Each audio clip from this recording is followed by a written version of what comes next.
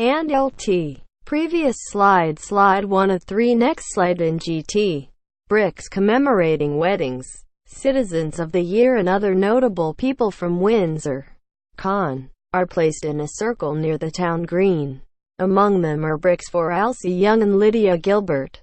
The Windsor Town Council voted 9-0 in February to clear their names. As Halloween approaches, crowds will head to Salem, Mass., the longtime epicenter of witch-related tourism. But few will visit Connecticut, where practicing witchcraft became a crime punishable by death in 1642. Decades before it was outlawed in Salem.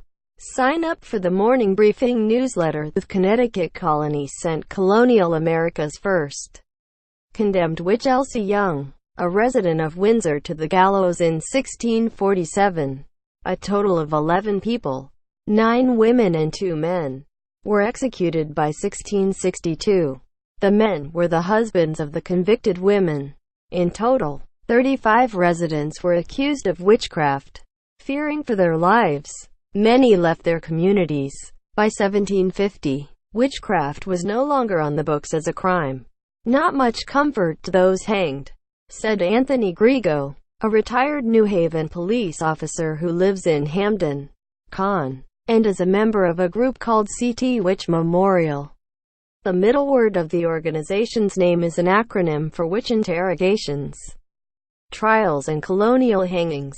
Mr. Grigo said he learned of Connecticut's witch trials 20 years ago and was surprised that no one had sought to clear the names of the victims, who he said were treated unfairly by a judicial system made of men who felt divinely inspired. Scant documentation of the trials remains, and Beth Caruso, a Windsor resident and a founder of CT Witch Memorial, said Ms. Young's name had been unknown until old diary entries mentioning her surfaced in the early 20th century. Ms. Caruso, who lectures about the Connecticut trials at libraries and historical societies, wrote the novel One of Windsor, the untold story of America's first witch hanging. She and Mr. Grigo created the CT Witch Memorial page on Facebook in 2016 to share stories about the trials and spread word of relevant events. Walter Woodward, a Connecticut state historian who is an associate professor of history at the University of Connecticut, said the state's witch history has been overlooked. Historians of New England have long treated events in Massachusetts as if they represented the entire history of New England. He said, "This has only begun to change significantly in recent years."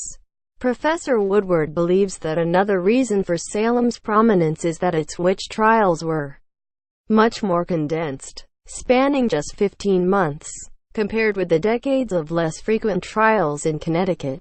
The Windsor Town Council, prompted by CT Witch Memorial, voted 9-0 in February to clear the names of Alse Young and Lydia Gilbert, who were hanged. Now Ms. Caruso and Mr. Grigo hope other Connecticut communities, Fairfield, Farmington, Hartford, Stratford and Wethersfield, will follow Windsor's example.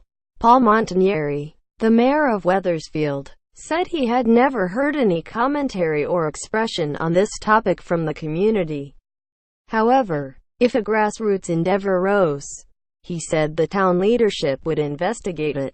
John Q. Gale, a lawyer and member of Hartford's Court of Common Council, said he had never had occasion to consider clearing the names of the women convicted in Hartford. However, there should always be an effort to right all injustices, he said. Ms. Caruso said increased publicity about the state's history could benefit its tourism industry.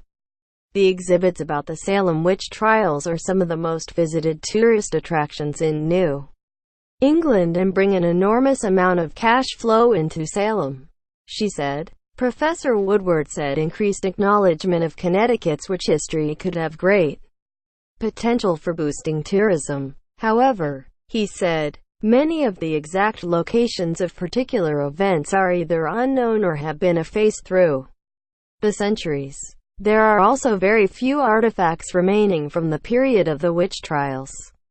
So this would have to be a created story largely presented in imagined or simulated spaces.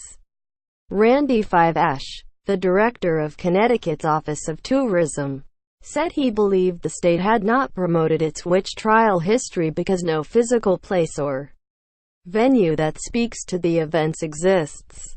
So, really, there isn't a there. Peter Gillespie, the director of Planning and Economic Development in Wethersfield, said there could be significant tourism value in the history of the witch trials.